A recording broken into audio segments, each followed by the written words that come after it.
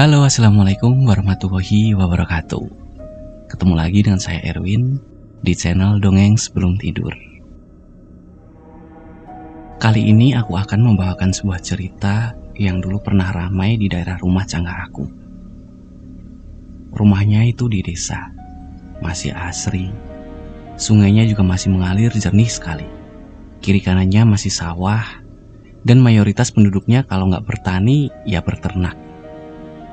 Nah, di desa ini ada satu keluarga yang sangat kaya sekali.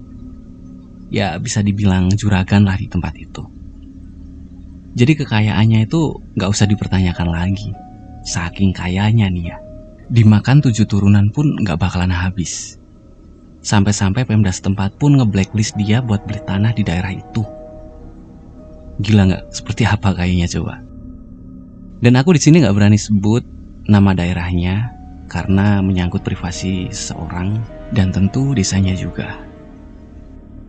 Sebelum masuk ke ceritanya, tidak lupa aku ingatkan untuk klik tombol subscribe di bawah agar tidak ketinggalan cerita-cerita seru lainnya dari channel Dongeng Sebelum Tidur.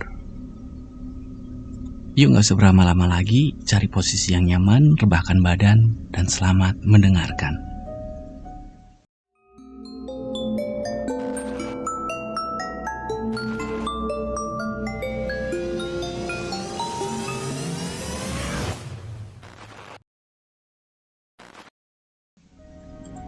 Semua dimulai di malam itu. Di desa bukanlah hal yang aneh kalau penjual bakso berdagang sampai jam 2 dini hari. Nah, waktu itu, karena dagangannya masih sisa beberapa mangkok, beliau kebetulan lewat sebuah jalan tanah menuju salah satu desa. Gak ada pikiran apapun saat itu.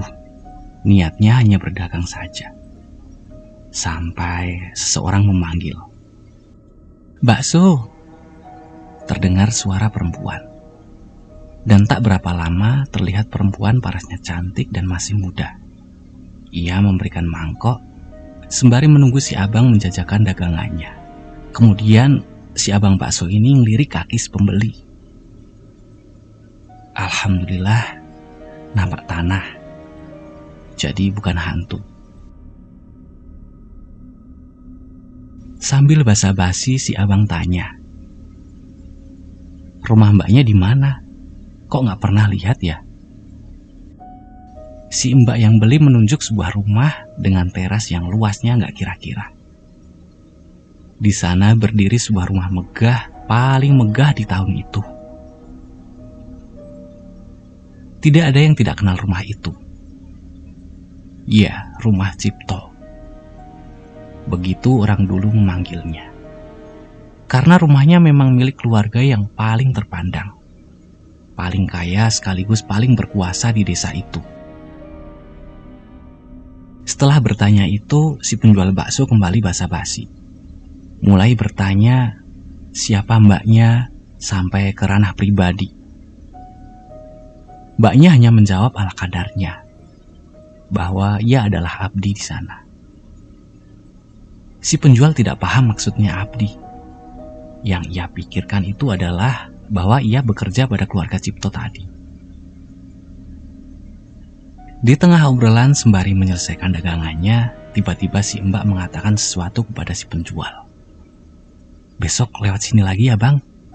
Jamnya kalau bisa jam segini lagi. Saya akan beli lagi bang." Setelah itu si mbaknya masuk ke gerbang pagar dan menghilang di balik pintu rumah. Aneh, baru kali pertama seorang pedagang keliling memiliki pelanggan tetap di jam tertentu. Selama hampir 5 hari si abang lewat jalan itu. Dan seolah-olah pesan si mbak seperti sebuah tanggung jawab yang harus abang itu penuhi. Bahkan saat dagangannya akan habis, ia selalu sisakan 1 mangkok hanya untuk menjualnya kepada si mbak yang bahkan ia tidak tahu namanya. Di malam ke-6 saat melewati tempat itu, si penjual bakso mendengar suara perempuan menangis. Suaranya terdengar sangat sedih dan menakutkan. Ia ingin lari dan kabur, namun terurungkan ketika si abang melihat di samping pagar ternyata si mbak yang menangis. Mbaknya kenapa menangis? Si mbak yang kaget kemudian pura-pura bahwa dia tidak menangis. Entah apa alasannya untuk meyakinkan abang penjual bakso itu. Si abang pun tidak mau ikut campur lebih jauh tentang masalahnya. Singkat cerita, si abang kemudian menjajakan dagangannya. Malam itu ia kasih gratis agar si mbaknya tidak sedih lagi. Dan saat itulah, si mbak lagi-lagi mengatakan hal yang tidak dimengerti. Besok abang gak perlu lewat sini lagi. Toh saya sudah gak di sini lagi. Mendengar itu, si abang sebenarnya ingin bertanya. Apa si mbak berhenti dari pekerjaannya sebagai abdi? Atau ia mau pulang kampung? Namun pertanyaan itu ia urungkan. Dan benar saja, di malam berikutnya, si mbak tidak lagi membeli dagangannya. Sudah lebih dari seminggu, si mbak yang tidak pernah keluar lagi. Muncul banyak pertanyaan. Kenapa si mbak menangis? Kenapa si mbak tidak di sini lagi? Dan entah bandel atau apa, rupanya si abang tetap lewat jalan itu. Sampai di suatu malam, ketika lewat jalan itu lagi, mbaknya muncul. Bakso. Si abang senang bukan main melihat si mbaknya muncul lagi. Tanpa basa-basi, dijajakannya dagangannya itu. Namun malam itu si mbaknya tidak terlihat seperti biasanya. Wajahnya murung dan tatapannya yang terus menunduk. Tidak hanya itu, bahkan suaranya juga lebih serak. Mbaknya sudah kembali ke sini. Masih tinggal di rumah itu, Mbak? Tidak, Mas, kata si mbak. Kemudian ia menunjuk sebuah kebun. Di sana banyak pohon besar. Mulai dari mangga sampai jambu yang masih ada di tanah milik keluarga Cipto. Si abang bingung, apa mungkin keluarga Cipto membangunkan rumah untuk si mbaknya tadi? Setelah mendapatkan baksonya, si mbak pergi. Dan benar, dia tidak masuk ke gerbang rumah, melainkan menghilang di kebun tadi. Setelah menyadari itu, si abang bakso langsung kabur begitu saja. Sesampainya di rumah, si abang gak bisa tidur. Terbayang wajah si mbak itu. Selain itu, bulu kuduknya juga merinding. Dan benar-benar gila. Dari samping rumah si abang ada suara perempuan menangis. Namun si abang tidak berani memeriksa.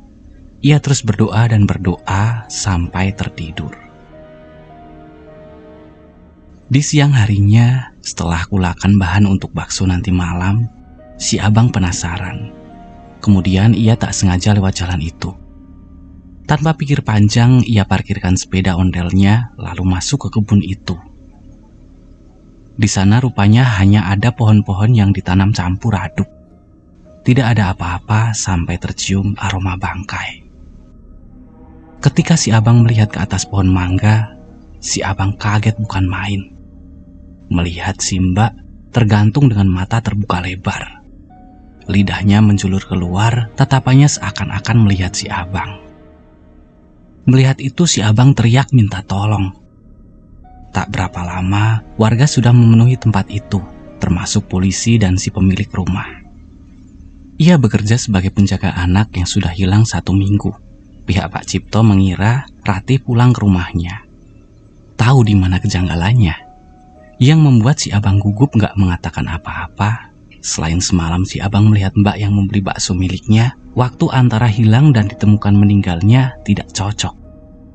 Karena menurut pihak kepolisian, si mbak kemungkinan sudah meninggal antara kurun waktu 2-3 hari. Jadi, kemana sisa 4 hari keberadaan si mbak berada? Kecuali ada kebohongan tentang hilangnya si mbak. Apakah keluarga itu menyembunyikan sesuatu? Maksud 4 hari kemana si mbak berada, dan tentu saja pesan terakhir si mbak itu. Namun cerita yang sebenarnya akan segera dimulai. Cerita ini dimulai bukan untuk menceritakan kematian perempuan itu, melainkan teka-teki dari seorang yang menjadi saksi berbagai hal yang membingungkan. bahkan mengerikan yang ia temui selama mengabdi pada keluarga Cipto. Dan di sini, aku akan memulai ceritanya. Setelah kejadian itu, memang banyak desas-desus yang hampir diketahui semua warga desa, tapi tidak ada yang berani mencari tahu lebih jauh. Dan perlahan-lahan kejadian itu lenyap seperti embun, menghilang begitu saja dan kemudian dilupakan. Seorang yang menceritakan ini adalah tetangga dari canggah aku. Sebut saja namanya Pak Budi. Dulu saat masih muda, setelah selesai menempuh pendidikan SMP, beliau mengawali karirnya sebagai kernet supir truk. Berbagai perjalanan sudah ia jabani, mulai dari rute antar kota sampai rute antar provinsi. Semua pengalaman ini memupuknya menjadi pribadi yang tangguh dan membuatnya menjadi salah satu orang yang bisa mengendarai, mulai dari mobil pick-up sampai truk gandeng. Karena dirasa jalan hidup sebagai sopir ekspedisi tidak membuatnya menjadi pria yang mapan dengan segala tuntutan bahwa ia adalah anak pertama yang harus sukses. Pak Budi pun berhenti menjadi supir truk. Sebuah jalan terbuka ketika tetangganya memberitahu bahwa keluarga Cipto sedang mencari seorang supir pribadi.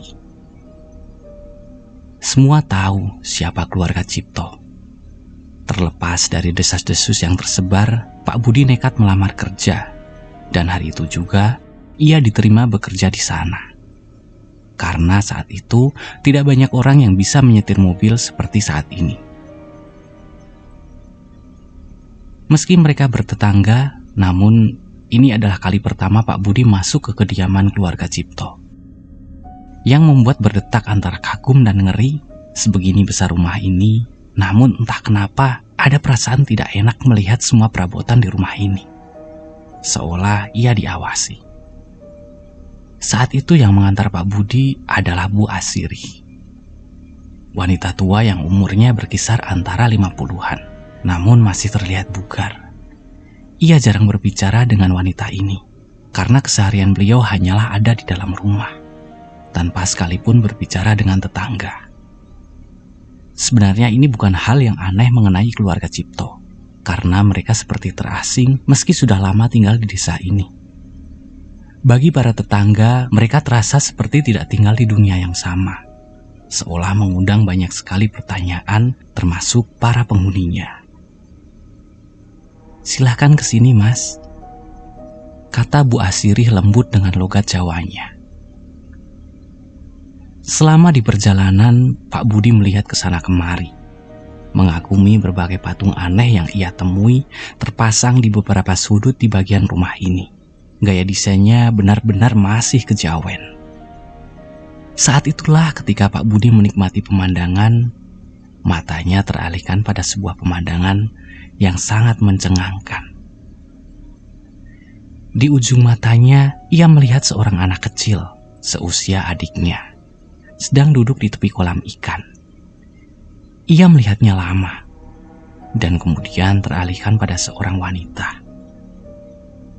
Wanita ini berdiri tegap di belakang si anak, dan cara dia melihat Pak Budi benar-benar tidak mengenakan. Karena ia melihat Pak Budi masih dengan postur tubuh tegap, hanya bola matanya saja yang mengikuti kemana Pak Budi pergi. Di sudut bibirnya, ia seperti tersenyum menyerigai. Ketika Bu Asiri membuka pintu, melewati beberapa bagian dalam rumah, sampailah ia di sebuah ruangan. Terlihat seperti gazebo yang terbuat dari kayu jati. Di sana ada seorang wanita tua yang lebih tua dari Bu Asiri. Ia duduk di atas kursi goyang. Matanya terpejam. Namun belum beberapa langkah Bu Asiri mendekati si wanita itu, tiba-tiba ia berbicara dan membuat Pak Budi tersentak karena kaget. "Oh, ini yang akan jadi supir baruku." Bu Asiri mengangguk, tidak berbicara. Kemudian ia mencium tangannya. "Pak Budi, kenalkan, ini Ndoro Sasri," ucap Bu Asiri. Beliau berdiri tegap dan mengepalkan tangannya di depan perut, membuat Pak Budi bingung. Seakan-akan ia berbicara di depan seorang maharaja. Setelah menjelaskan panjang lebar, mulai dari kelar sampai pemimpin keluarga, Bu Asri mengantar Pak Budi ke belakang rumah. Di sanalah nanti ia akan tinggal. Meski bertetangga, keluarga Cipto menginginkan pengabdian dari Pak Budi selama 24 jam dan harus siap. Untuk itu, dibuatlah kamar yang memang khusus untuk supir yang bekerja di keluarga ini. Di sanalah Bu Asri menjelaskan semua yang ada di dalam rumah ini. Mulai dari unggah-ungguh, hingga apa yang tidak boleh dilakukan oleh Pak Budi selama tinggal di kediaman keluarga ini. Saat ini keluarga Cipto dipimpin oleh Doro Sasri. Setelah kematian Eyang Sarwojo yang meninggal karena sakit, penerusnya yaitu anaknya adalah Atmojo dan istrinya Sekar. Namun mereka sudah lama tidak tinggal di sini. Ada 5 anak yang ada di sini, kesemuanya adalah anak laki-laki. Dan saat ini mereka tinggal di kediaman masing-masing. Kediaman yang dimaksud Ibu Sasri adalah sebuah kamar khusus yang memang tidak bisa dimasuki oleh sembarangan orang. Mendengar itu Pak Budi hanya diam. Yang ia pikirkan hanya satu, Pandawa. Ada satu hal yang orang Jawa percaya ketika sebuah keluarga melahirkan 5 anak lelaki atau 5 anak perempuan. Itu adalah kutukan Pandawa. Dan itu masih dipercaya sampai saat ini. Maksud kutukannya adalah konon akan ada 1 atau 2 anak yang tidak bisa mengemban beban lebih. Akibatnya dia akan gila atau memiliki kekurangan mental yang benar-benar serius. Dan biasanya yang paling umum diserang adalah anak terakhir. Namun itu hanyalah rumor yang beredar. Pak Budi saat itu mencoba berpikir bahwa itu hanyalah mitos dari orang zaman dahulu. Namun sepertinya hal itu juga berlaku pada keluarga ini. Setidaknya itu yang akan Pak Budi lihat dengan mata kepalanya sendiri. Selain 5 anak yang tinggal di rumah ini, ada lagi yang Pak Budi harus tahu. Bahwa setiap anak memiliki penjaga khusus untuk mereka satu persatu. Dan biasanya mereka dipanggil dengan Dayang Abdi. Dan setiap Dayang Abdi akan menjaga 1 anak. Kesemua Dayang Abdi adalah perempuan. Semua yang Ibu Asri ceritakan membuat Pak Budi teringat dengan perempuan yang ia lihat tadi. Apakah anak kecil itu adalah salah satu dari 5 anak itu? Bila benar, maka perempuan yang ada di belakangnya adalah... Selain memberi penjelasan tentang itu, Bu Asri juga menjelaskan tentang hal lain. Semua tempat yang tidak boleh Pak Budi datangi. Yang paling dekat dengan kamar Pak Budi adalah sebuah tempat sanggar cayang. Sebuah bangunan yang hampir sama dengan gazebo, namun ada di seberang. Bangunannya bisa dilihat langsung dari kamar Pak Budi. Jaraknya tidak terlalu jauh. Namun setiap dipandang, entah terlihat menakutkan sekali. Seolah ada yang berdiri di pelataran gazebonya. Pak Budi mengangguk, pertanda ia mengerti. Dan kemudian Bu Asri pergi. Ada satu hal yang membuat Pak Budi merasa asing saat berdiri di sini, adalah aroma. Entah sadar atau tidak, aroma Bu Asri tercium seperti aroma pandan. Mengingatkan pada sosok kuntilanak yang sudah sering ia dengar di desa. Namun mulai hari ini, ia akan sering bertemu beliau. Saat malam, kondisi rumah itu nyaris sepi. Penerangan rumah pun hanya ada di beberapa sudut. Ia duduk di depan kamar sambil menghisap beberapa batang rokok. Memandang persis ke gazebo yang tidak boleh ia datangi bila tidak bersama Bu Asri. Entah karena bosan atau apa, Pak Budi berjalan. Melihat-lihat keseluruhan rumah ini meski hanya dari luar rumah. Tapi ia tahu, larangan itu tidak akan pernah ia langgar. Jadi Pak Budi menghindari gazebo itu. Ia berjalan menuju ke halaman rumah, tempat melihat anak lelaki kecil itu. Kemudian ia menyusuri kebun. Cahayanya temeram hanya dari lampu kekuningan. Berbekal rokok, Pak Budi mencoba membuang sepi. Namun rumah itu benar-benar bukan rumah yang menyenangkan.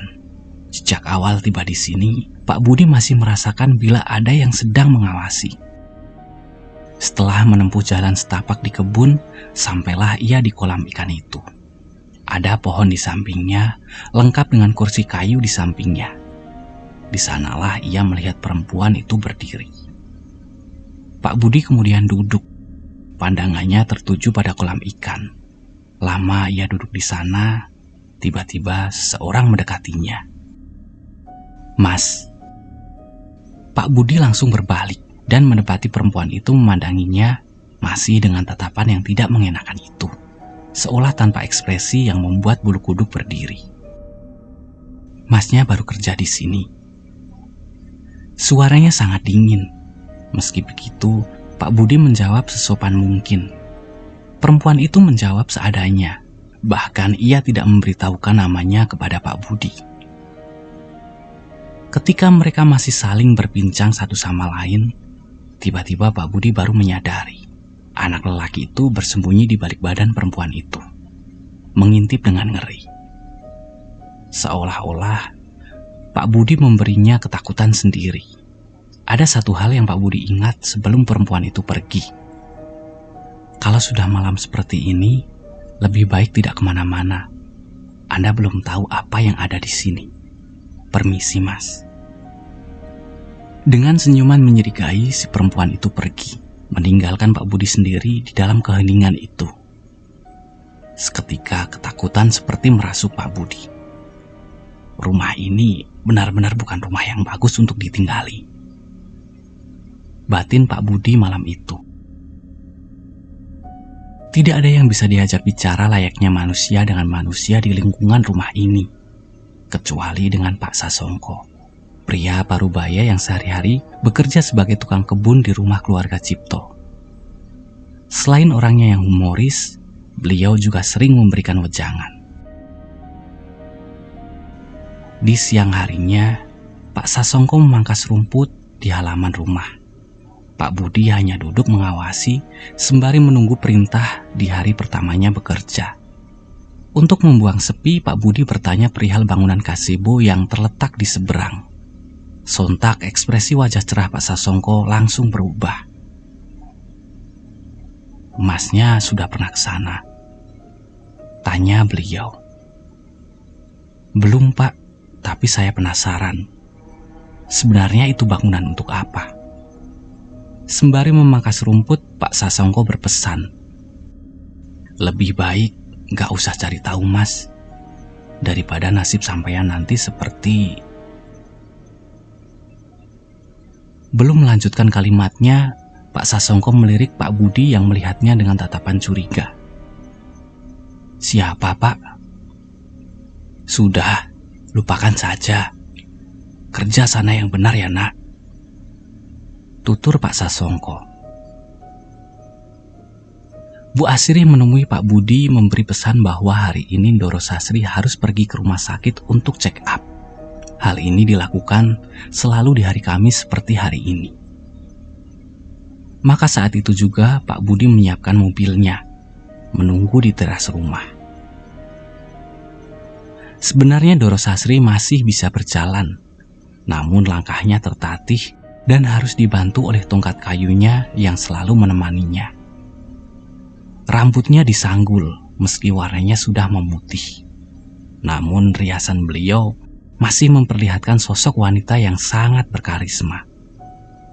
"Berangkat, Le," perintah beliau. Saat itu juga Pak Budi langsung menginjak gas mobilnya. Perlahan ia meninggalkan rumah itu. Entah perasaan macam apa waktu itu, ketika keluar dari rumah itu terasa hati menjadi lebih lega, seolah rumah itu membuat Pak Budi tidak nyaman. "Le, kerasan kan tinggal di Gria Mungkih?" Gria Mungkih itu adalah sebutan untuk rumah itu. Tidak banyak yang tahu. Bahkan warga desa itu sendiri, termasuk Pak Budi, bila tidak diberitahu oleh Bu Asirih tentang sejarah rumah itu. Rumah turun-temurun dengan adat yang masih terjaga. "Kerasan, Doro," kata Pak Budi. "Panggil Bu saja. Paham ya, Le?" Tutur Doro Sastri. Pak Budi pun mengangguk. Sosok Doro Sastri benar-benar berwibawa. Terlepas dari usianya yang sudah renta, beliau masih membuat segan siapapun yang beliau ajak bicara. Kurang lebih 2 jam Pak Budi menunggu. Akhirnya Doro Sastri keluar. Ketika sudah masuk ke dalam mobil, Pak Budi bertanya, apakah mau langsung pulang atau mampir ke suatu tempat? Dengan tatapan tegas, Doro Sastri memberi sebuah alamat. Saat melihat alamatnya, Pak Budi terhenyak sesaat. Kita kesini, Bu. Doro Sastri mengangguk. Tanpa pikir panjang, Pak Budi pun melesat ke tempat itu. Saat sampai di sana, ada beberapa orang yang sudah seperti menunggunya. Pak Budi membantu majikannya turun dari mobil, menggandengnya dan menuju sebuah kamar di gedung itu. Tempat ini kurang dikenal di kalangan masyarakat umum, namun di kalangan staf medis di kota ini, semua tahu itu adalah tempat rehabilitas trauma atau kejiwaan. Tempat yang tentu membuat Pak Budi penasaran setengah mati. Setelah menelusuri koridor panjang, terlihat seorang perempuan. Dari cara berdirinya, ia menyerupai perempuan di Gria Mungki. Mungkin hanya saja yang ini wajahnya lebih tegas lagi. Entah kenapa, ada ekspresi ketakutan dari cara memandangnya. Ia membungkuk, kemudian membuka pintu. Beliau di dalam, Doro. Cara berbicaranya pun gemetar. Tidak menjawab, Doro Sastri langsung masuk. Di dalamnya ada seorang pria berkisar di usia 20-an. Hanya saja sikap dan perilakunya sangat aneh. Ia hanya duduk, matanya kosong memandang ke tembok. Pak Budi yang melihat itu hanya diam, tertegun lama. Berbeda dengan Pak Budi, si perempuan tampak gelisah. Terlihat dari bagaimana ia memainkan jemarinya. Tanda dia tidak tenang. Ketika si lelaki tak dikenal itu melihat Doro Sastri, ia langsung menjerit. Matanya melotot, seolah dia ketakutan. Ia beringsut mundur. Ceritanya juga terdengar aneh. Tidak seperti jeritan ketika seorang berteriak ketakutan atau panik. Ceritanya ini tampak sumbang. Si perempuan yang sedari tadi melihat seperti ingin masuk ke ruangan itu, namun ia ketakutan juga. Hal terakhir yang diingat Pak Budi adalah Doro Sastri memeluknya. Meski kesusahan dengan tongkat di tangannya, ia berhasil memeluk lelaki yang tak dikenal itu. Ada tangis pecah, dan kemudian Doro Sastri seperti berbisik sesuatu. Si lelaki yang histeris tiba-tiba diam, benar-benar menjadi diam, tak berteriak lagi.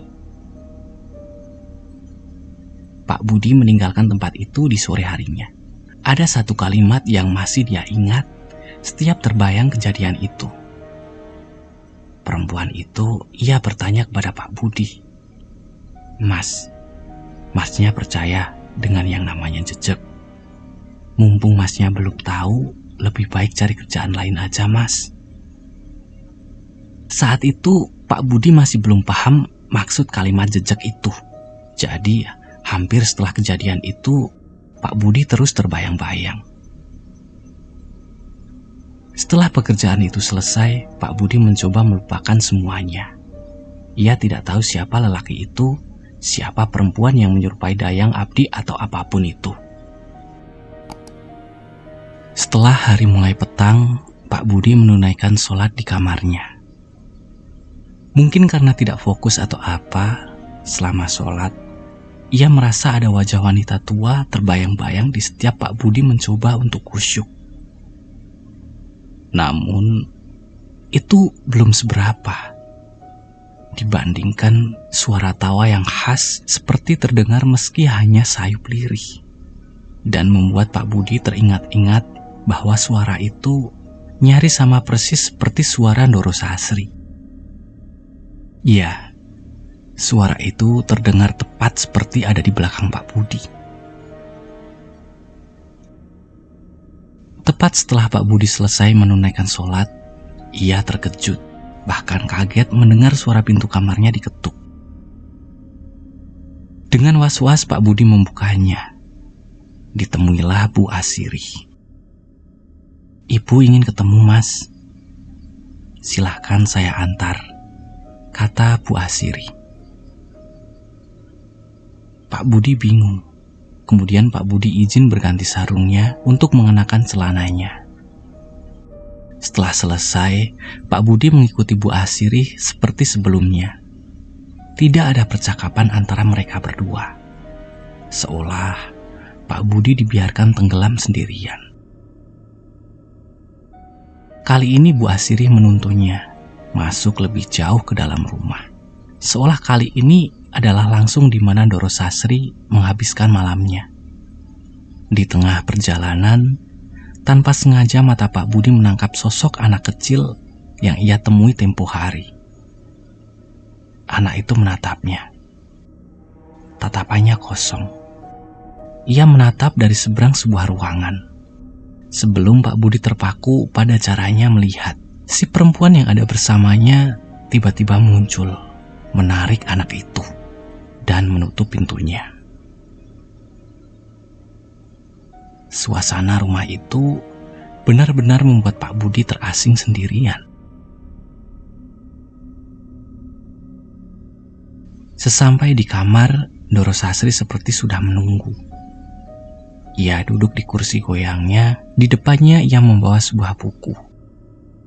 Setelah Bu Asiri berpamitan pergi, Pak Budi mendengar majikannya menanyakan sesuatu yang mencurigakan. "Nak, Ibu mau tanya, kamu sholat ya?" Pertanyaan itu dingin namun membuat Pak Budi tertegun beberapa saat. Sebelum kemudian ia mengangguk. Lalu ia melihat Doro Sasri tersenyum. Tak ada yang tahu isi hati wanita tua itu. "Bagus. Jangan sampai meninggalkan sholat ya, Nak." Belum berhenti di situ. Kemudian Doro Sasri bertanya perihal yang lain. "Yang kamu lihat tadi adalah cucuku. Namanya Yanu. Janu itu sebenarnya anak yang pintar. Tapi sudah beberapa tahun ini ada yang berubah. Mulai dari perilakunya. Anaknya jadi gak waras. Ibu mau minta tolong, jangan ceritakan ke siapa-siapa ya, kalau ada yang tanya." Setelah mengatakan itu, Pak Budi melangkah pergi. Ia menutup pintu kamar, berusaha kembali ke kamarnya. Dan naas, Pak Budi tidak tahu kemana ia harus berjalan kembali. Tanpa ia tahu, ia menelusuri setiap lorong yang hampir pencahayaannya dari lampu kekuningan. Banyak pintu yang sama yang dilihat Pak Budi. Manakala ia menuruni anak tangga, Pak Budi terhentak saat melihat seorang anak lelaki lain. Yang ini terlihat seperti versi dewasanya anak kecil yang Pak Budi lihat itu. Anehnya lelaki ini hanya melihat Pak Budi saja, seperti patung.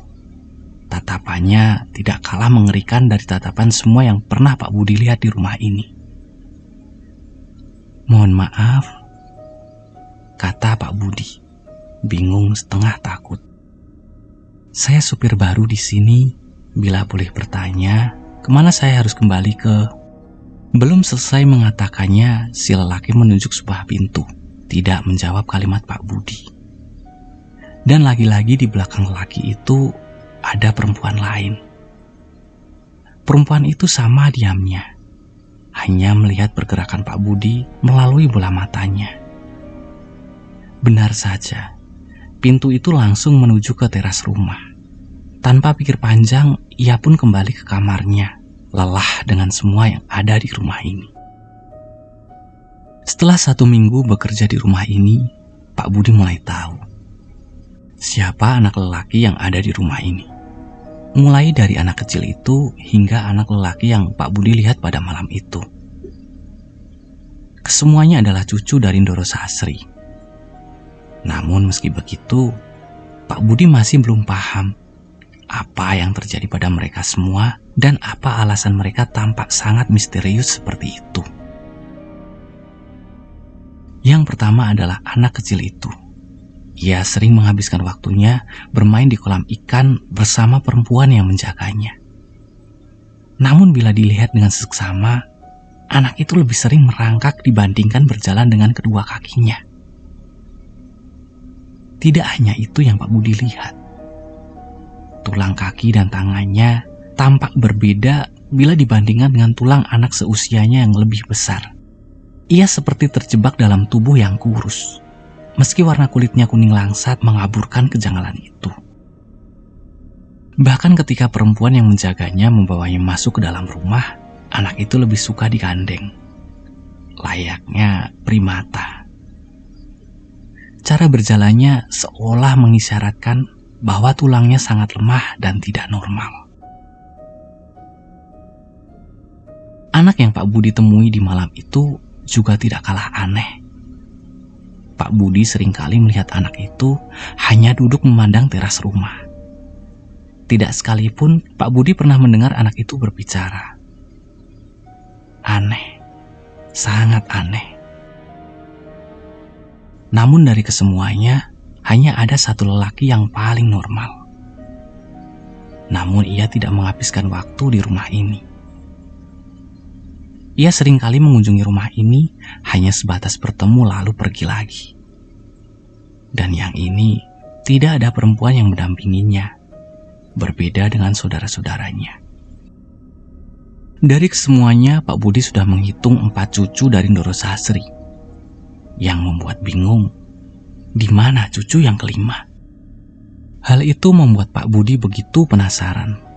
Namun seiring waktu, Ndoro Sasri perlahan seperti tengah mengawasi gelagatnya. Ada hal menarik yang harus banyak orang tahu tentang sosok Ndoro Sasri. Di balik wajahnya yang dingin, ia adalah seorang yang tegas, tanpa banyak basa-basi sedikit pun. Meski begitu, ia adalah orang yang sangat loyal.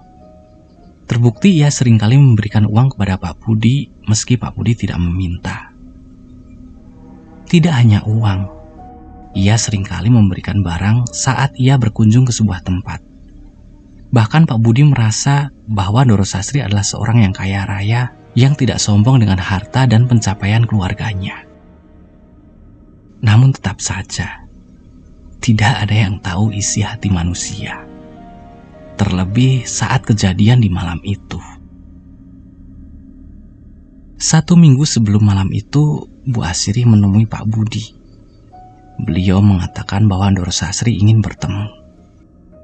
Dan saat ini, beliau menunggu di gazebo atas lantai 2. Sebelum Pak Budi pergi menemui Ndoro Sasri, Pak Budi menatap Bu Asri dengan tatapan bertanya-tanya akan malam sebelumnya, di mana tanpa sengaja Pak Budi melihat Bu Asri pergi ke pondok gazebo yang dilarang itu. Namun Pak Budi hanya mengintip dari celah jendela kamarnya. Tidak hanya itu, Pak Budi pun tertarik dengan apa yang Ibu Asri bawa. Sebuah sajen lengkap dengan aroma dupa yang sudah dibakar.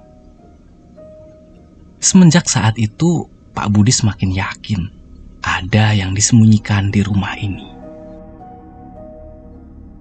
Ketemulah Pak Budi, sama seperti sebelumnya. Ndoro Sasri hanya duduk di atas kursi goyangnya, melihat Pak Budi. Ia mengisyaratkan senyuman kemudian menyuruh Pak Budi untuk duduk. Dengan suara tegasnya yang terdengar seperti orang tua kebanyakan. Ndoro Sasri berbicara, "Nak, minggu depan antar ibu ya ke gunung. Mungkin nanti akan menginap di sana. Bisa kan?" "Menginap berapa hari ya, Bu?" "Bisa 3 hari, bisa 2 hari. Tergantung urusannya selesai apa belum." "Iya, Bu, bisa," tutur Pak Budi. Namun di dalam kepalanya ia bertanya, urusan apa ia harus pergi ke tempat semacam itu?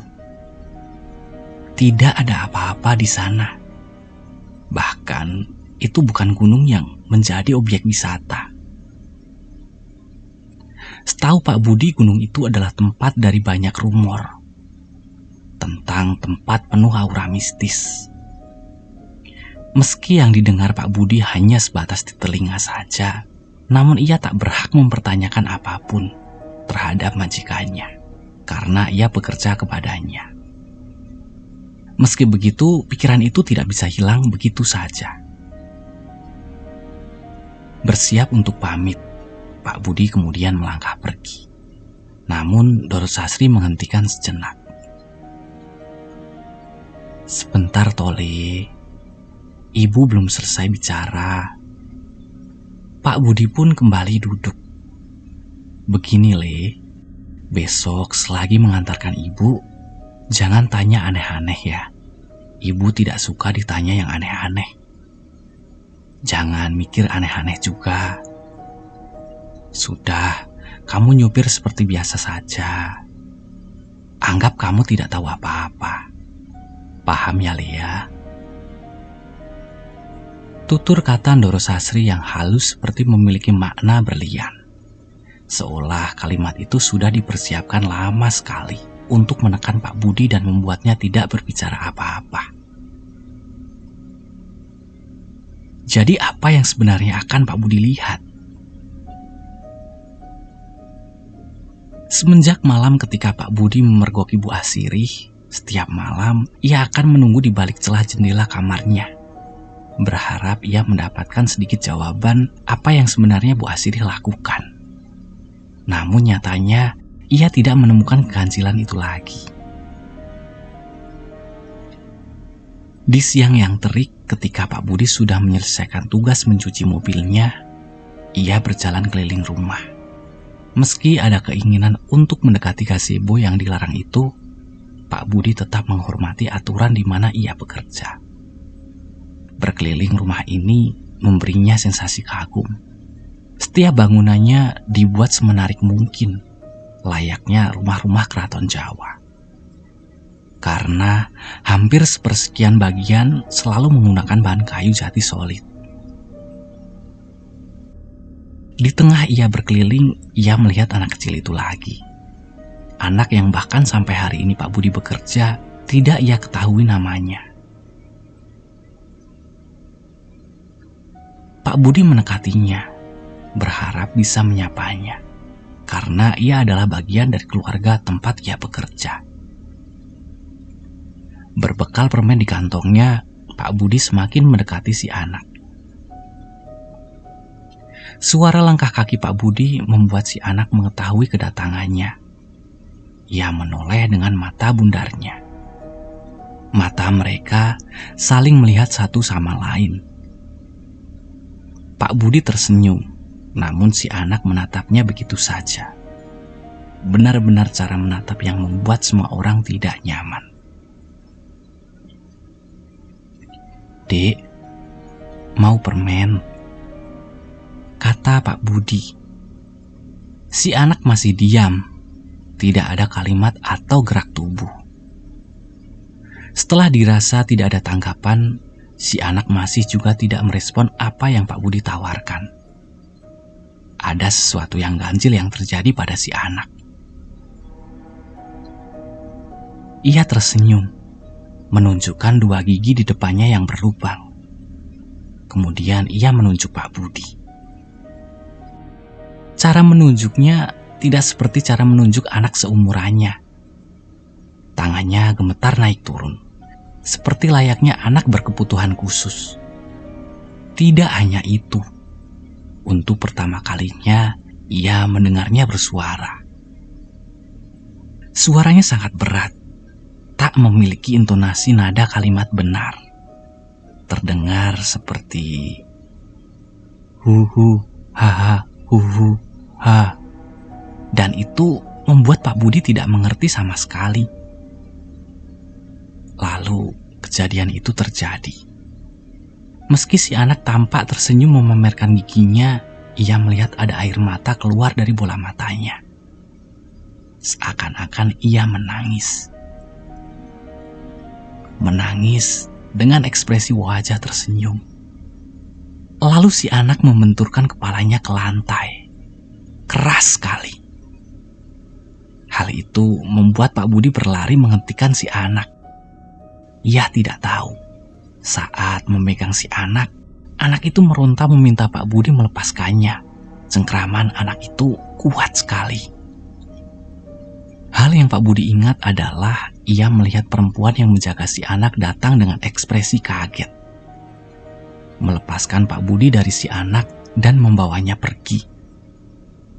Sebelum pergi, ada tatapan marah di wajah perempuan kepada Pak Budi. Hal itu membuat Pak Budi bingung. Malam keberangkatan itu pun tiba. Sebelumnya Bu Asiri sudah memberitahu agar menggunakan mobil lain, mobil yang lebih besar. Mobil yang bahkan belum pernah Pak Budi sentuh sama sekali. Hal itu tidak menimbulkan kecurigaan apapun.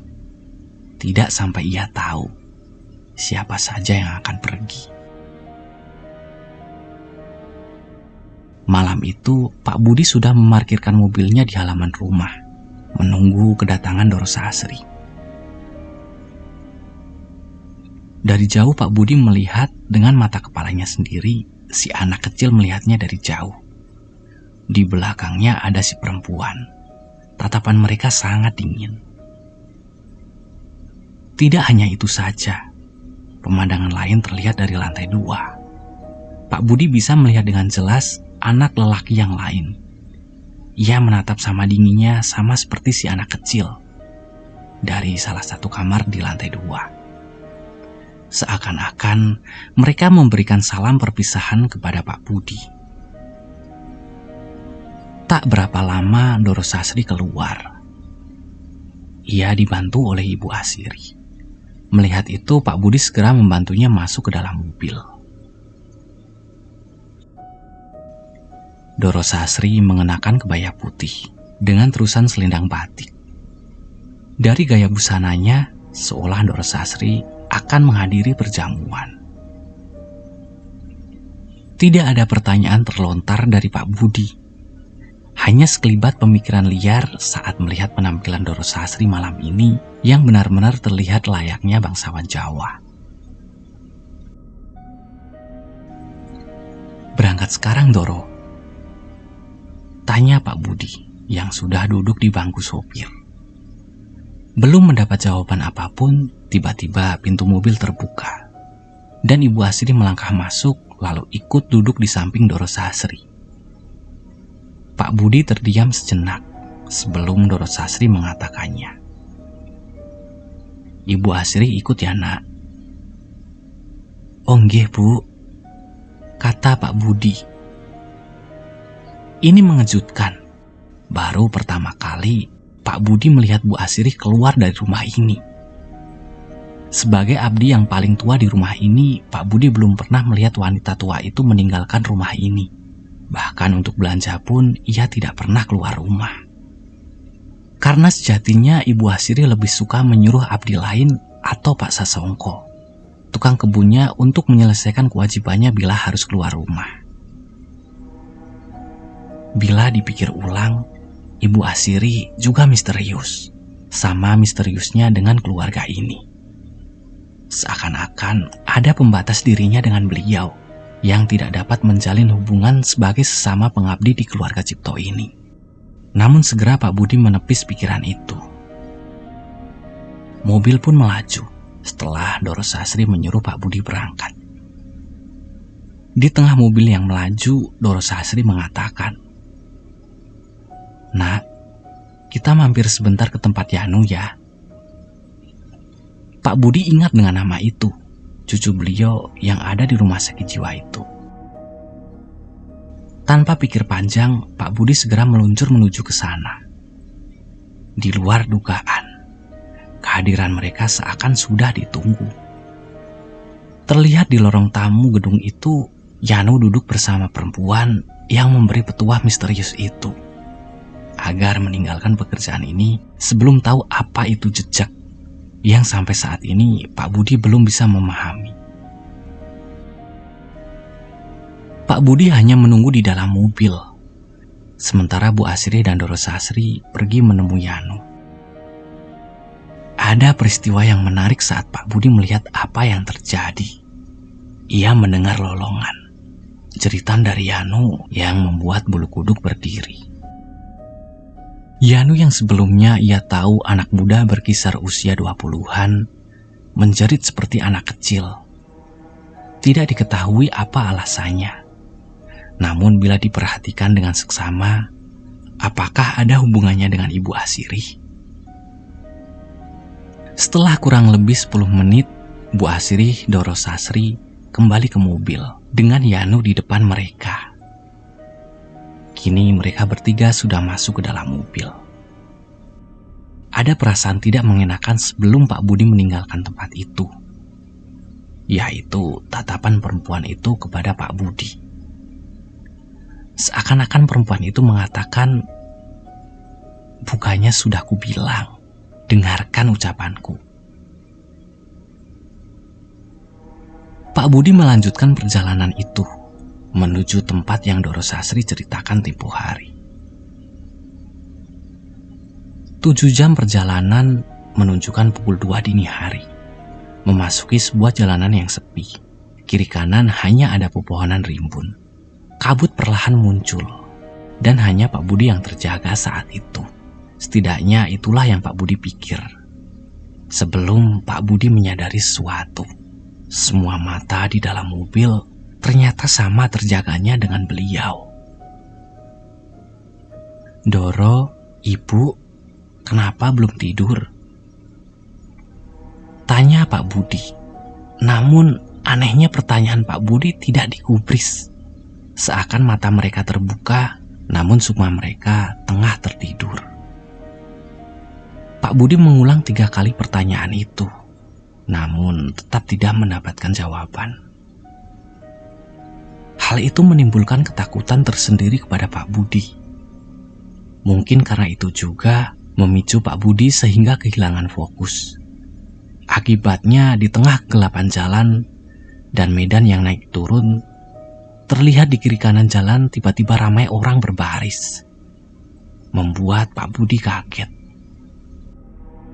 Bagaimana mungkin di tengah jalan gunung seperti ini banyak aktivitas seperti ini, seperti pasar dadakan. Kejadian itu terjadi cukup lama, sampai sentuhan Ibu Asri mengentakannya membuat Pak Budi kaget dan menginjak rem kuat-kuat. Ban mobil berdecit keras, beradu dengan aspal sebelum berhenti total. Bu Asri melihat Pak Budi dengan tatapan dingin. "Bu, ada apa ini?" tanya Pak Budi kaget. Tepat di depan Pak Budi ada sebuah pohon besar dan mobil sudah keluar dari jalur aspal. Dan mobil sudah keluar dari jalur aspal. "Sudah, gak apa-apa. Gak usah dipikirkan. Ayo lanjutkan perjalanannya. Sudah dekat kok." Bu Asri kembali duduk. Mata Yanu masih kosong. Begitu juga dengan Doro Sasri. Bingung. Pak Budi yakin tadi melihat banyak keramaian di kiri kanan jalan. Seperti apa yang baru saja terjadi hanya kilasan mimpi. Untuk ukuran peristiwa bahwa mobil akan menghantam pohon, tidak ada satu orang pun yang berwajah panik. Hanya Pak Budi sendirilah yang panik. Setelah menempuh 1 jam perjalanan lagi, mereka melihat sebuah gapura. Tidak diketahui ada gapura di tanah gunung ini. Ibu Asri yang menyuruh masuk ke gapura itu. Seakan Ibu Asri sudah seringkali melewati jalanan ini. Tanpa bertanya, Pak Budi menurut saja. Meski jalanan tidak beraspal, tanahnya tampak sering dilewati oleh mobil. Dengan samping kiri dan kanannya masih banyak pohon yang cukup lebat. Cukup jauh dari jalan utama, sebelum mencapai sebuah gerbang singgah. Di sana berdiri sebuah villa besar. Di depan ada tulisannya. Namun tidak begitu jelas. Bangunannya menyerupai bangunan Belanda. Yang Pak Budi pertama pikirkan tentang bangunan itu mungkin adalah bangunan milik pribadi dari Ndoro Sahasri. Yang menjadi masalah adalah di luar villa sudah ada mobil lain terparkir. Villanya bagus sekali, hanya pencahayaannya yang kurang di sana-sini. Pak Budi memarkir mobilnya pelan-pelan. Ada lelaki yang membukakan pintu membantu Ndoro Sahasri keluar. Lirikannya membuat Pak Budi merinding karena dari caranya melihat seperti bukan Ndoro Sahasri yang Pak Budi kenal. Bukan hanya Ndoro Sahasri, Yano juga dibantu keluar. Mereka membawanya masuk ke villa. Sementara Bu Asri meminta Pak Budi menunggu di dalam mobil. Tidak lama kemudian, Ibu Asri masuk ke villa. Pak Budi berdiam sendirian sambil melihat bahwa di samping villa hanya ada pepohonan yang gelap. Pak Budi keluar dari mobil. Ia duduk di atas kap mobil. Menyalakan sebatang rokok, ia merasa ngeri bila memperhatikan sekitar. Dia masih bingung siapa pemilik mobil lain di sini dan apa yang sebenarnya dilakukan majikannya di tempat seperti ini. Tidak beberapa lama terdengar suara orang memanggil. Pak Budi pun melihat dari jauh Ibu Asri memanggilnya, melambaikan tangannya. Pak Budi pun bersiap menuju ke sana. Sebelum ada seseorang yang tiba-tiba keluar dari mobil yang terparkir itu. Rupanya sedari tadi di dalam mobil ada orang lain. "Jangan mendekat, Mas," kata orang asing itu. Logatnya seperti logat orang Jakarta. "Gimana, Mas? Itu teman saya memanggil, Mas." Orang itu masih diam, lalu berujar dengan nada bertanya, "Yakin itu temanmu?" Ucapan orang itu membuat Pak Budi bingung. Tepat ketika melihat Ibu Asri lagi, tidak ada orang yang berdiri di sana. Hanya lorong villa yang gelap. Di tempat seperti ini, hal seperti itu sudah biasa, Mas. Anggap saja ada yang ingin kenalan. Pak Budi pun mendekati orang itu. Orang itu memberitahukannya kalau dia memang dari kota Jakarta. Alasan kenapa dia ada di sini karena ia baru saja mengantarkan majikannya. Di tengah-tengah percakapan itu, Pak Budi tiba-tiba bertanya, "Tempat apa sih ini, Mas? Kok pelosok sekali untuk ukuran villa pribadi?" Orang itu diam lama, mengamati kemudian melihat Pak Budi sembari berkata, "Anda sopir baru ya?" Pertanyaan itu membuat Pak Budi merasa aneh. Seolah-olah ia baru saja melontarkan pertanyaan yang salah. Namun Pak Budi menjawab sejujurnya, "Enggih, Mas." Orang itu terdiam lama. Ia menghisap rokoknya dalam-dalam sebelum melepaskannya sampai asap putih mengepul di udara. Seolah bingung dengan apa yang harus dikatakan, orang itu berkata, "Bila belum jauh, lebih baik berhenti saja. Pesan saya cuma itu saja, Mas. Anggap saja itu cara saya kenalan sama Anda." "Maksudnya gimana ya, Mas?" tanya Pak Budi. Dan tiba-tiba seseorang menepuk bahu Pak Budi. Itu adalah Bu Asri. Seraya melihatnya dengan tatapan tidak mengenakan. Dipanggil dari tadi kok tidak menjawab. "Ayo masuk." Pak Budi mengangguk, bersiap berpamitan dengan orang itu. Tapi anehnya tidak ada siapapun di sana. Hanya Pak Budi sendirian dengan Ibu Asri yang masih menunggu Pak Budi melangkah dari tempat itu. "Cari apa kamu?" Pak Budi hanya diam sembari berjalan mengikuti. Selama di perjalanan masuk villa, Ibu Asri mengatakan hal-hal yang Pak Budi tidak mengerti. Tentang unggah-ungguh menjadi abdi sebuah keluarga, tentang sejarah, dan bagaimana adat istiadat dijaga di sebuah keluarga. Dan berakhir di kalimat sajen. "Putih, Kamu percaya dengan Doro Sasri? Iya, Bu. Bagus. Kamu siap menjadi abdi di keluarga ini. Pak Budi terdiam lama. Ia mencoba mencerna kalimat itu. Abdi yang seperti apa maksud Anda, Bu? Abdi yang harus mengikuti majikannya apapun itu. Pak Budi tidak menjawab. Ia masih mencerna setiap kalimat itu. Sampai suara teriakan dari Yanu terdengar. Ibu Asri langsung berlari. Penasaran, Pak Budi mengikutinya. Ia masuk ke dalam villa yang rupanya di dalam seperti bangsal. Banyak lorong dan pintu kamar di sepanjang jalan. Di dalam begitu lembab, sampai Pak Budi bisa mencium bebauan kemenyan di sana-sini. Ibu Asri berhenti di sebuah bangsal kecil setelah menuruni anak tangga. Di sana ada pintu tua, lengkap dengan jeruji besi layaknya pintu penjara. Di dalamnya ada Doro Sasri, duduk di kursi goyang dengan rambut terurai berantakan menutupi wajahnya.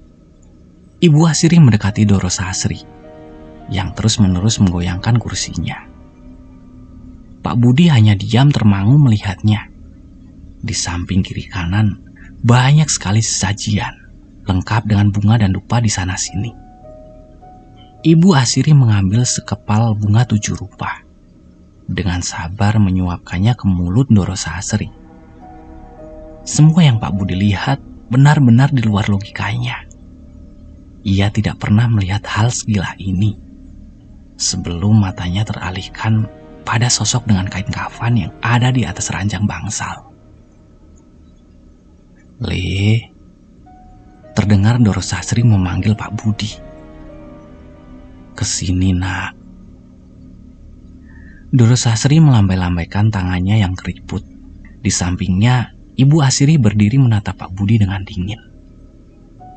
Namun mata Pak Budi tertuju pada seonggok kain kafan yang menggeliat di atas ranjang. Yanu, kata Pak Budi sambil bergetar. Ia tahu, itu Yanu yang diikat di atas ranjang. Namun Pak Budi tidak mengerti apa yang terjadi di sini. Anehnya, ketakutan yang Pak Budi rasakan malah menuntunnya mendekati Doro Sasri yang terus melambai-lambaikan tangannya. Nak, kamu mau jadi abdi Mbah? Mbah, kata Pak Budi mengulangi. Doro Sasri tidak pernah menyuruhnya memanggil si Mbah. Beliau lebih suka dipanggil Ibu, pikir Pak Budi. Dan setelah memikirkan itu, Doro Sasri tertawa, membuat Pak Budi bergidik. Ibu Sasri mendekati Pak Budi, kemudian menuntunnya mendekati Yanu. Ia benar-benar diikat dengan 5 titik tali pocong, sudah menyerupai jenazah. Mandikan ya. Tepat di samping ranjang ada sebuah kendi besar berisi air, lengkap dengan gayung dari batok kelapa. Pak Budi menyiramkan air itu ke tubuh Yanu. Wajahnya ditutup dengan kain kafan, sehingga memungkinkan ia kesulitan untuk bernafas. Air yang disiramkan terdapat bunga 7 rupa. Tidak hanya itu. Di bawah ranjang, rupanya ada sepotong ayam cemani yang kepalanya sudah dipenggal. Tidak mengerti. Namun Pak Budi menurut saja. Ia begitu ketakutan malam itu. Tak berapa lama Doro Sasri turun dari kursi goyangnya. Ia berjalan tertatih menuju Pak Budi. Caranya berjalan nyaris seperti cara berjalan orang tua pada umumnya. Hanya saja ia lebih bungkuk. Tepat ketika Doro Sasri sudah di depan Pak Budi, ia melihat Yanu. Kemudian menangis di atasnya. Pak Budi beringsut mundur, masih tidak mengerti. Dengan cekatan ia melepaskan satu persatu ikatan tali pocongnya. Kemudian menelannya bulat-bulat. Pak Budi mual melihatnya. Yanu yang sedari tadi mengeliat tiba-tiba terbujur kaku. Ia tidak lagi bergerak sama sekali. Doro Sasri kemudian mendekati Pak Budi, membawanya keluar dari ruangan itu. Ia menutup pintu menuntun Pak Budi menjauh dari tempat itu. Di sebuah tempat jauh dari ruangan itu, Doro Sasri duduk di depan Pak Budi yang tampak syok. Ia tidak tahu apa yang ia perbuat malam ini. Sekarang, tanyakan semua pertanyaan yang ingin kamu tahu. Siapa Anda sebenarnya? Tanyakan yang lain saja. Siapa yang ada di dalam tubuh ibu? Yang lain, Yanu meninggal. Ibu Asri menggelengkan kepala. Enggak, raganya saja yang mati. Terus saya bagaimana, Bu? Ibu Asri tersenyum melihat Pak Budi. Ia tahu pemuda di depannya sudah ketakutan setengah mati. Ya tergantung. Ucapan itu membuat Pak Budi menatap Ibu Asri lama. Sebelum akhirnya Ibu Asri pergi sambil berkata, besok kita pulang kalau semuanya sudah selesai. Pagi harinya Ibu Asri datang menemui Pak Budi. Kemudian ia mengatakan, kamu ditunggu ibu di teras. Pak Budi berdiri, kemudian melangkah menuju Doro Sasri. Kamu sudah tahu semuanya, Nak. Pak Budi hanya menggelengkan kepalanya. Asri belum cerita ya? Belum, Bu. Ya sudah, habis ini kita pulang. Selama perjalanan, Pak Budi tidak bisa melepaskan matanya dari Yanu. Tubuhnya dibalut dengan selendang. Matanya sayu, kosong seperti tak bernyawa. Di dalam batin Pak Budi bergemuruh keinginan untuk berhenti dari pekerjaan ini. Namun ia terganjal bagaimana bila hal buruk menimpanya. Apa yang akan terjadi dengan keluarganya? Bagaimana bila ia menceritakan ini kepada orang lain? Adakah yang percaya? Bukti apa yang bisa ia buktikan? Sesampainya di Kriya, Doro Sasri mengajaknya ke gazebo yang dilarang itu. Kamu penasaran kan dengan tempat itu? Anehnya Pak Budi menjawab, ia tidak penasaran lagi. Tidak, Bu. Kok begitu? Oh iya, kamu sudah tahu apa yang ada di sana? Iya, Bu, saya menebak saja. Itu cucu pertama ibu kan, kakaknya Yanu? Oh, jadi kamu sudah tahu semuanya. Pak Budi mengangguk. Kamu tetap mau berhenti? Saya belum berjanji untuk mau saat Ibu Asri menawari permintaannya mengabdi pada ibu. Iya, saya sudah tahu kok. Hari itu juga Pak Budi meninggalkan tempat itu. Ia bercerita kepada keluarganya. Namun anehnya, semua yang Pak Budi ceritakan seperti tidak digubris oleh keluarganya. Seakan-akan semua orang sudah tahu. Bapaknya menyuruh Pak Budi bertemu dengan seseorang saudara jauhnya. Kamu harus dilindungi mulai malam ini. Berangkatlah Pak Budi menemui saudaranya jauh atas perintah bapaknya. Di sana rupanya ia sudah ditunggu. Namun ada kejadian yang hampir menghilangkan nyawa Pak Budi saat menuju ke sana. Ia hampir saja dihantam truk dari depan saat sepeda motor RC-nya kehilangan kendali.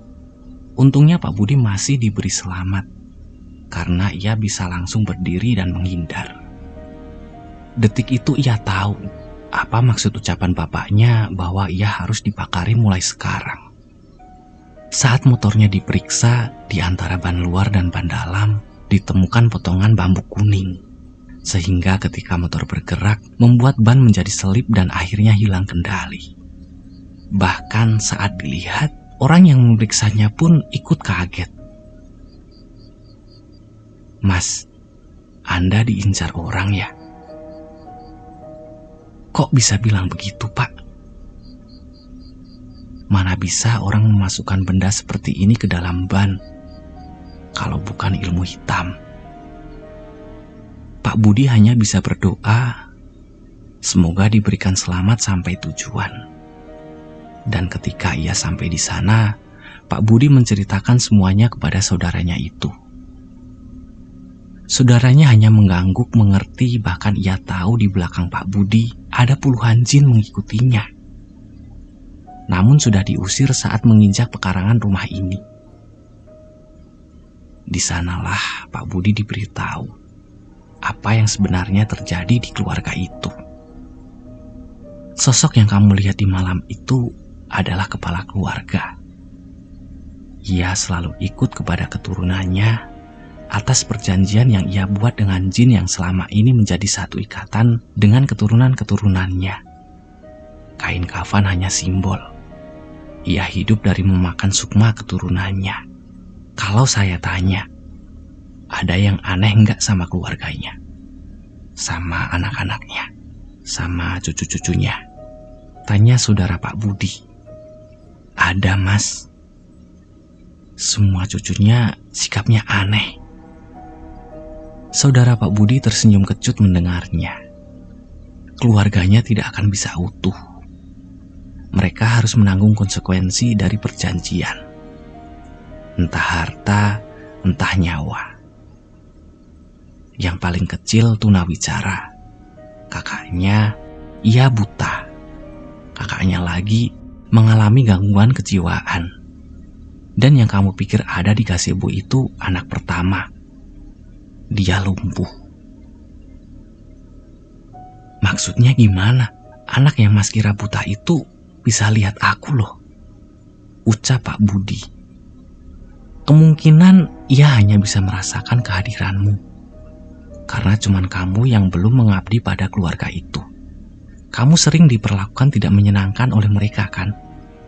Sebenarnya mereka sedang mencoba ngasih tahu kamu biar segera pergi meninggalkan keluarga itu. Paham? Ucap lelaki itu. Tapi ada satu anak yang normal, Mas. Iya, kata lelaki itu. Dia nanti yang akan jadi pewarisnya.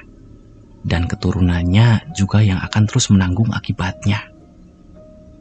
Ini semacam nandur balak atau menanam perkara dan akan terus mengikutinya. Kamu pernah dengar kalau pesugihan itu sebenarnya mengambil rezeki dari keluarga kamu sendiri, dari darah daging kamu sendiri. Bahkan jin bisa membuat dagangan kamu laris. Yang sebenarnya terjadi, rezeki yang kamu dapat dari cara saat ini hanya mengambil jatah milik keturunanmu. Seperti itu cara pesugihan. Terus pesugihan apa ini namanya, Mas? Pesugihan dulur renco. Atau pesugihan yang menggunakan keluarganya sendiri sebagai tumbal, ganti rugi atas apa yang mereka dapat. Bisa berupa harta yang melimpah, namun sebagai gantinya, saudaranya harus rela mati sukmanya. Tahu siapa orang yang menjaga agar tradisi ini tetap ada di keluarga ini? Tanya lelaki itu pada Pak Budi. Siapa, Mas? Ya wanita tua yang selalu di samping majikan kamu itu. Siapa namanya? Asiri ya?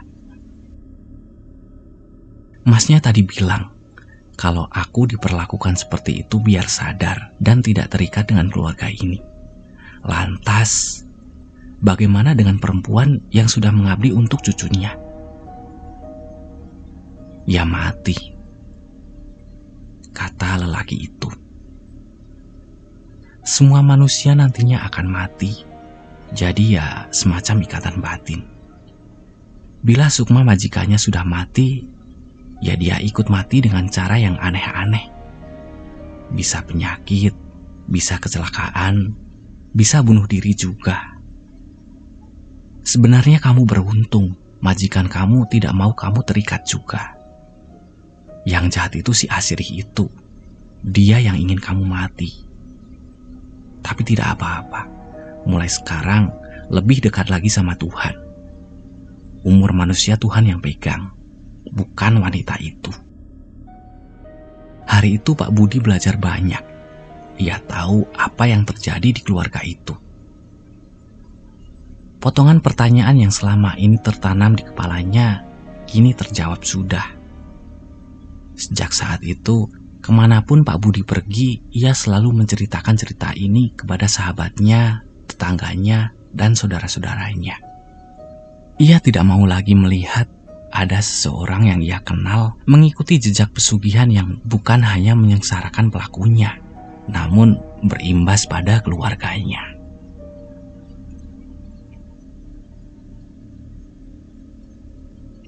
Oke, terima kasih yang sudah mendengarkan sampai cerita ini selesai. Gimana menurut kalian? Cukup mengerikan bukan? Hikmah yang bisa diambil dari cerita ini, bahwa kadang manusia bisa menjadi serakah hanya karena sedikit harta. Ya, semoga saja ada pelajaran yang bisa dipetik dari cerita ini. Oke, saya Erwin, sampai ketemu di cerita selanjutnya. Oh iya, link sumber nanti aku taruh di kolom deskripsi. Jangan lupa follow akun Twitter si penulisnya juga. Dan jangan lupa subscribe ya. Terima kasih.